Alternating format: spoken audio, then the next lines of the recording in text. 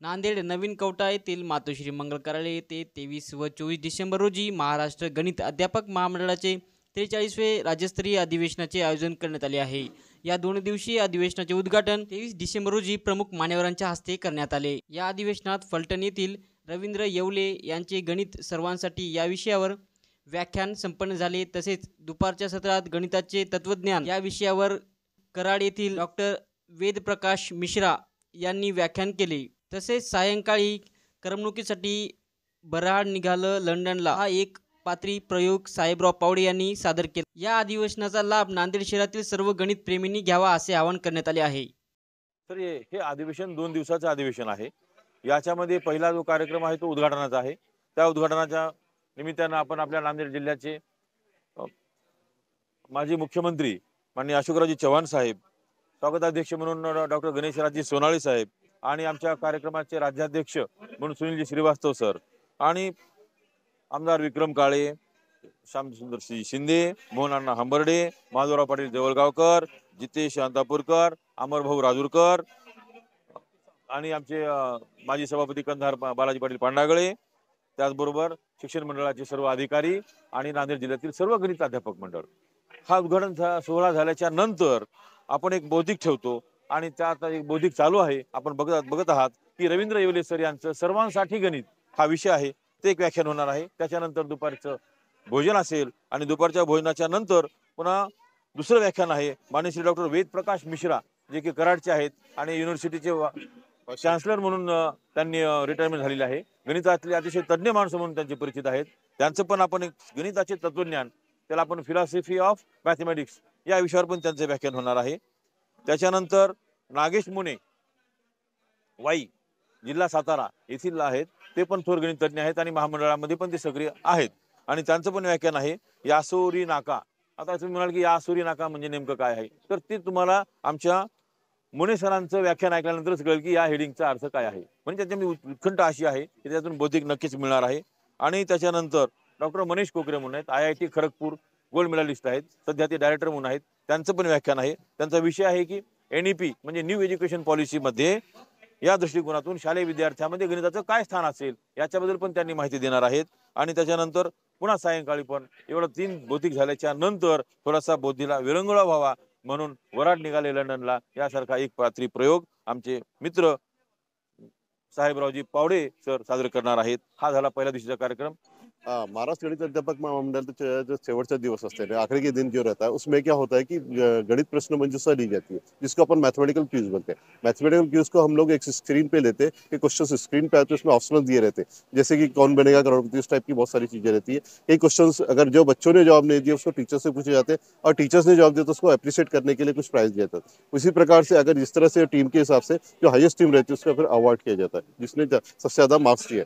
और उसके बाद जो हमारे पूरे महामंडल में जिनको आदर्श शिक्षक पुरस्कार मिला है, जिन्होंने गणित के लिए बहुत अच्छा काम किया है, जिसका पाठ्यक्रम में उसका चुनाव हुआ है, बाल भारती में चुनाव हुआ है, ऐसे बहुत सारे जो शिक्षक हैं जिन्होंने कुछ अलग से काम किया है अपने टीचिंग क्षेत्र के साथ साथ, उन्होंने गणित के क्षेत्र में एक अच्छा काम किया। जैसे कि हमारे बीच में बहुत सारे सर हैं जिन्होंने QR कोड के माध्यम से बहुत सारे काम किए, तो ऐसे शिक्षकों का हम सत्कार किया जाता है। और उसके बाद वहाँ पर उसी दिन अपने गोविंद नांदेड़ी सर जो है डिप्टी डायरेक्टर पूर्व संचालक, उनका एक लास्ट में व्याख्यान रखा गया है और इस प्रकार से हमारा कार्यक्रम होता है। इस पूरे इसमें पूरे महाराष्ट्र भर से जो बच्चों की जो टीम आती है, उसमें प्रत्येक जिले से 2 बच्चों की एक टीम रहती है, उसमें हाई स्कूल लेवल के 2 स्टूडेंट रहते हैं।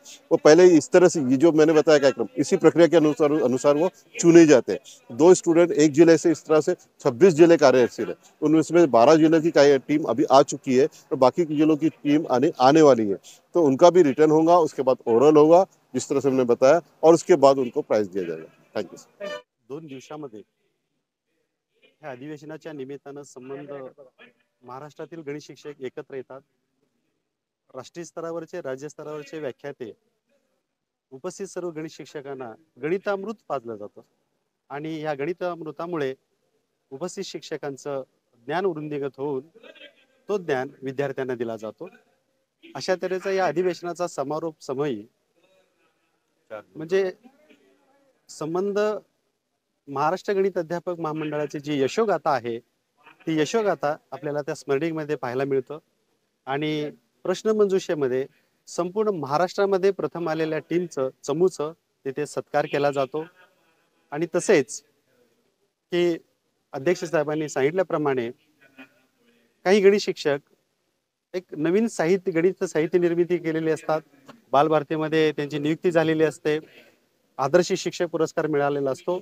अशा गणित शिक्षकांना प्रेरणा मिळावं या उद्देशानं त्यांचा सर्वांसमोर आम्ही मान्यवरांच्या हस्ते सत्कार करतो, जेणेकरून त्यामुळे त्यांना एक मोटिवेशन मिळतं आणि काम करण्याची ऊर्जा प्रेरणा मिळते आणि त्यांच्याकडून अध्ययन आणि अध्यापन व्यवस्थितरित्या पार पाडण्यासाठी मदत होते.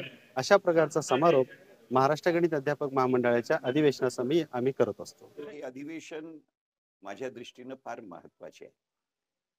याचं एकुलता एक कारण माझ्या दृष्टीनं असं आहे की सर्व महाराष्ट्र सुदूर शिक्षक कॉन्फरन्सच्या नावाखाली एकत्रित होतात, चर्चा होते, आवश्यक त्या विषयांवरती ज्या महत्वाच्या बाबी ज्याला आपण कन्सर्न्स आणि चॅलेंजेस म्हणतो त्या सगळ्या गोष्टीवरती एक बृहत चर्चा होऊन पुढचा मार्ग कसा असावा. गणित याचे महत्व जर आपण लक्षात घेतले नाही तर कदाचित या सगळ्या गोष्टींचं महत्व आपल्या लक्षात येणार नाही.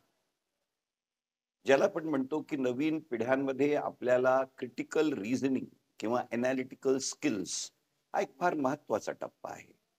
आणि याच्याशिवाय जी मौलिकता आपल्याला विद्यार्थ्यांमध्ये अभिप्रेत आहे ती आपल्याला दिसणार नाही. क्रिएटिव्हिटीचं फार मोठा एक गमक गणित हा ठरतो. कारण शेवटी गणिताच्या माध्यमातून एनालिटिकल स्किल्स या पदोपदी त्याच्या माध्यमातून आपण शिकवू शकतो.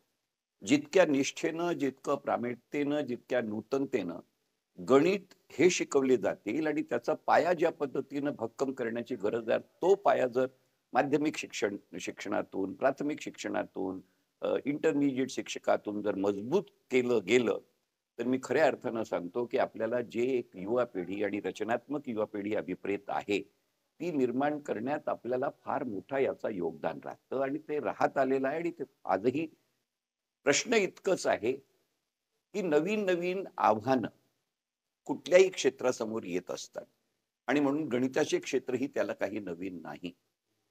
जो युग ज्या पद्धतीनं, ज्या गतीनं जागतिक परिप्रेक्षामध्ये वाढत आहे त्याला अनुसरून जोपर्यंत आपण आपल्या सगळ्या मूलभूत टीचिंग, लर्निंग, आपले पाठ्यक्रम आणि त्याच्यातल्या आपल्याला अभिप्रेत असलेल्या आउटकम बेस्ड स्किल्स यांच्यावरती जर आपण एक प्रामाणिकपणे दृष्टिकोन घेणार नाही आणि ती रचना करून मौलिकतेनं ज्यांची शिकवणी जोपर्यंत आपल्या विद्यालयातून, महाविद्यालयातून आपण करणार नाही आणि जर हे करायचं असेल तर त्याच्यात शिक्षकांची फार मोठी महत्वाची भूमिका आहे.